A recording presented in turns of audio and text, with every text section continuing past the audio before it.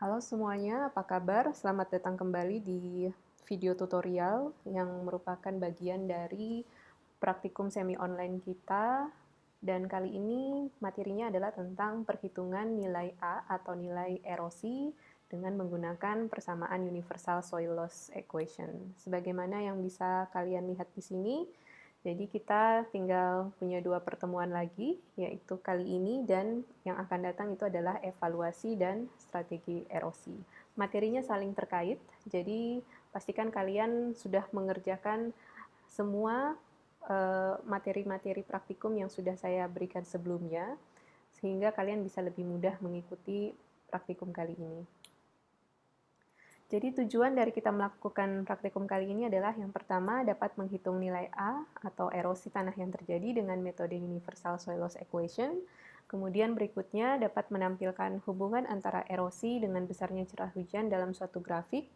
Dan yang terakhir dapat menjelaskan hubungan tersebut berdasarkan grafik yang dibuat. Oke, jadi kali ini praktikumnya akan saya lakukan secara lebih singkat untuk penjelasan teori, karena kita sudah banyak sekali membahas tentang faktor-faktor yang terlibat dalam penentuan erosi tanah yang terjadi di minggu-minggu sebelumnya. Jadi kali ini kita memang hanya akan fokus kepada nilai A, dan kita sudah menghitung nilai R sampai C dan P di beberapa pertemuan sebelumnya. Jadi bagian berikutnya dari praktikum ini adalah tutorial dengan menggunakan Microsoft Excel agar kalian tahu bagaimana caranya membuat grafik supaya tujuan kedua dan tujuan ketiga itu bisa tercapai. Oke, berdasarkan rumus ini A adalah hasil perkalian antara R, K, LS, C, dan P, dan kalian sudah tahu caranya menghitung nilai R, nilai K, juga menentukan nilai LS, C, dan P, maka sekarang kita akan menghitung banyaknya tanah yang tererosi dan material atau bahan dan alat yang kalian butuhkan. Yang pertama adalah data hasil perhitungan erosivitas hujan. Kemudian yang kedua, data hasil perhitungan erodibilitas hujan.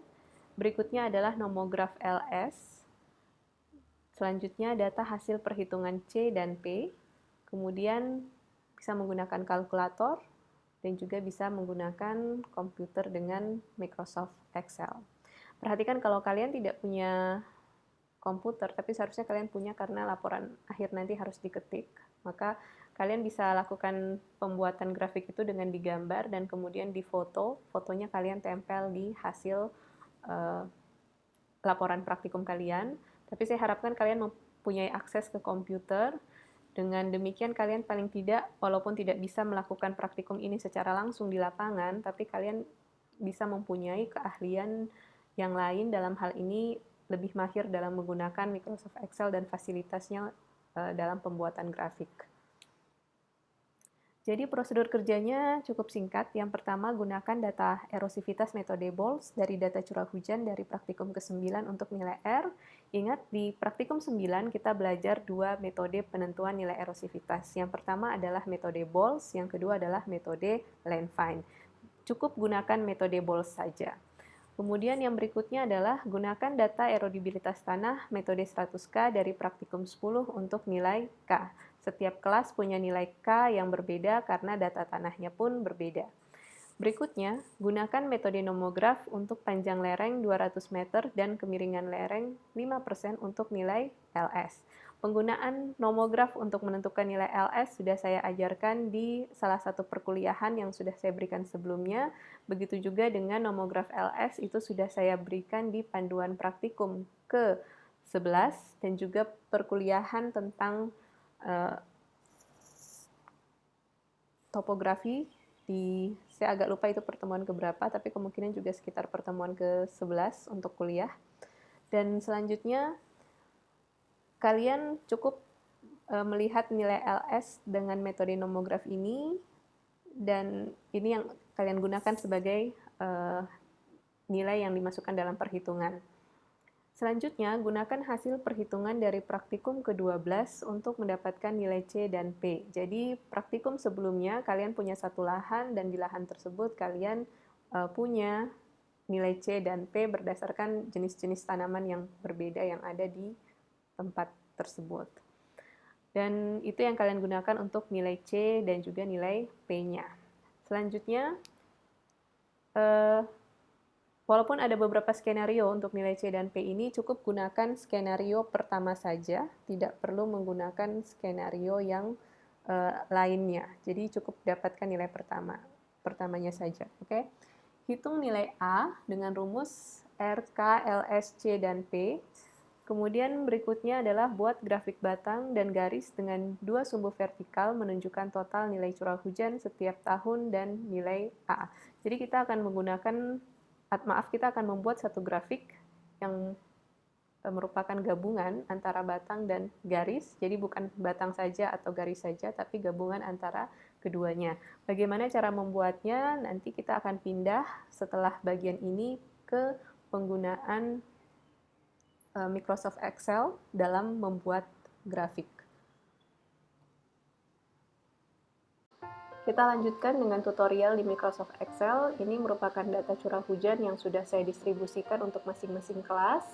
Dan data curah hujan ini ada curah hujan maksimum, hari hujan, dan curah hujannya itu sendiri. Kita akan menggunakan rumus BOLS sesuai prosedur kerja yang sudah saya jelaskan sebelumnya. Jadi ada dua metode BOLS dan metode line find, cukup gunakan data dari metode BOLS saja. Tapi di praktikum yang ke-9 kalian harus tetap menghitung juga metode line find. Nah, kalau kalian menggunakan metode BOLS, ada kemungkinan kalian akan mendapatkan tanda error seperti ini, tanda pagar, div, garis miring, 0, tanda seru. Itu artinya error yang disebabkan akibat ada satu angka yang dibagi dengan 0, yang hasilnya adalah bilangan tidak real. Oleh karena itu, data ini kalau kita teruskan dalam operasi yang lain, misalkan sum, karena kita harus menghitung total R setiap tahun untuk dapat nilai akhir R-nya, itu akan menghasilkan error yang sama. Jadi, rumus dari BOLS itu harus kita modifikasi sedikit supaya tidak mendapatkan error tersebut. Nah, caranya adalah, kalau kalian perhatikan di sini, sebelum saya menuliskan rumus, saya tuliskan dulu if error. If error ini punya dua sintaks. Yang pertama, if error ini sintaksnya terdiri dari value dan value if error. Value ini kita tuliskan rumus dari metode BOLS, kemudian value if error kita tambahkan angka 0. Jadi jika hasil perhitungannya mendapatkan nilai error, maka secara otomatis akan diperoleh nilai 0 di sel tersebut. Oke, jadi kita klik if error, kemudian tambahkan 0 dan tutup kurung, hasilnya adalah 0, bukan lagi error tanda pagar div 0 tersebut. Oke. Saya akan teruskan dalam gerakan yang lebih cepat.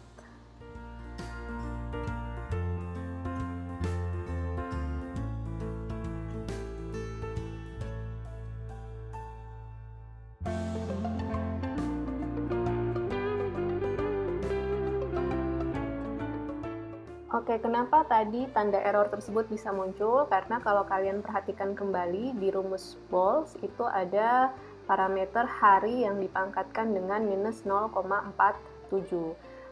Pangkat negatif itu setara dengan 1 dibagi hari dipangkat 0,47. Jadi supaya dia hasil pemangkatannya, supaya angka pangkatnya itu menjadi positif, itu berarti harus dijadikan sebagai penyebut.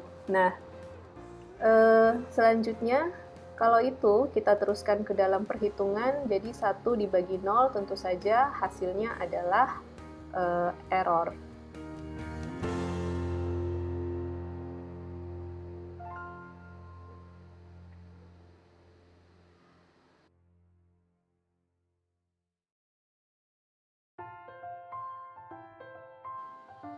Dan selanjutnya kita tinggal menghitung total dari erosivitas yang terjadi setiap bulan atau EI30 di setiap bulan, dan kita dapatkan nilai R, dan ini juga tinggal kita copy ke bawah.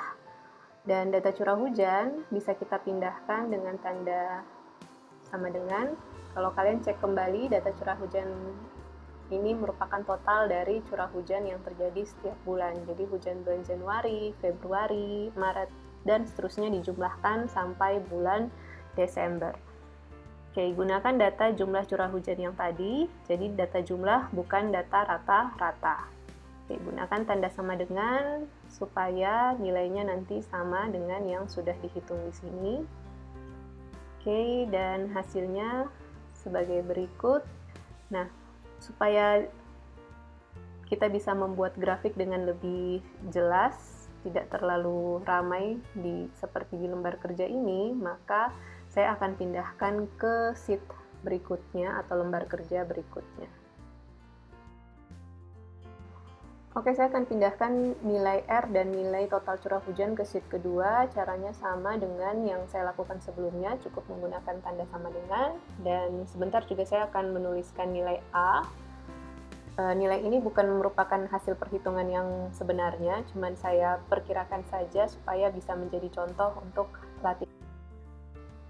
Oke, berikut saya sudah mengetikkan nilai A yang datanya cuma saya perkirakan saja, dan kita akan membuat grafik untuk curah hujan dan nilai erosi yang terjadi. Ingat, yang saya minta adalah grafik antara hubungan curah hujan dengan erosi yang terjadi. Jadi setelah kita blok semuanya, kita klik insert di menu bar, kemudian pilih grafik garis seperti ini. Tampilannya adalah seperti ini, yang secara jujur saya akui ini tampilan yang tidak menarik sama sekali.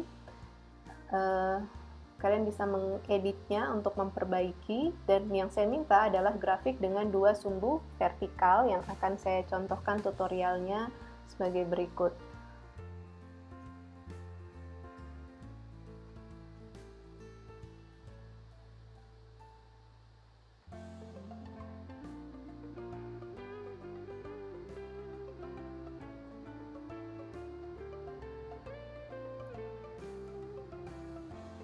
Pertama, klik di salah satu garis, kemudian klik Chart Design, kemudian pilih Change Chart Type, kemudian pilih Kolom, pilih pilihan pertamanya, dan secara otomatis dia akan menjadi kolom seperti ini. Klik dua kali, dan kemudian pilih Secondary Axis. Hasilnya adalah grafik dengan dua sumbu vertikal seperti ini. Dan tentu saja masih ada lanjutan yang bisa kalian lakukan untuk memperbaiki tampilan dari grafik kalian yang bisa kalian lihat sebagai berikut.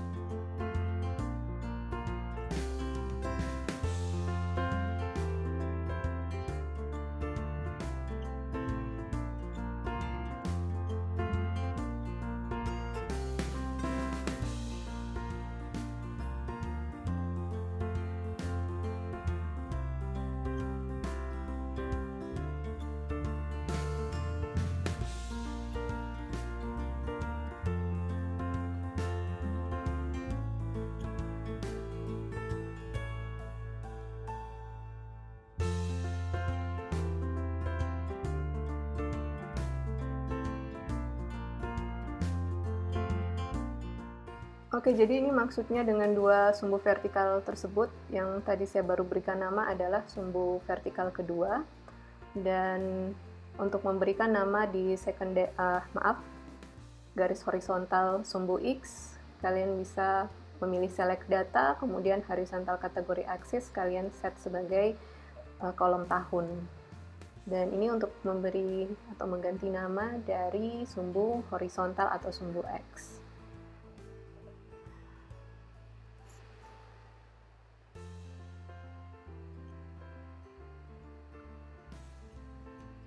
Ya, selanjutnya kalian tentu saja bisa mengcopy grafik tadi. Kalian bisa klik Ctrl C, kemudian di tempat yang ingin kalian copy, paste atau tempelkan, kalian bisa gunakan paste as picture supaya mendapatkan tampilan yang jauh lebih baik secara visual seperti ini. Oke, demikian praktikum kita untuk hari ini, dan semoga kalian bisa mengerjakan laporan praktikum kalian dengan baik, dan kita akan berjumpa kembali di minggu yang akan datang untuk pertemuan atau praktikum terakhir. Oke, terima kasih.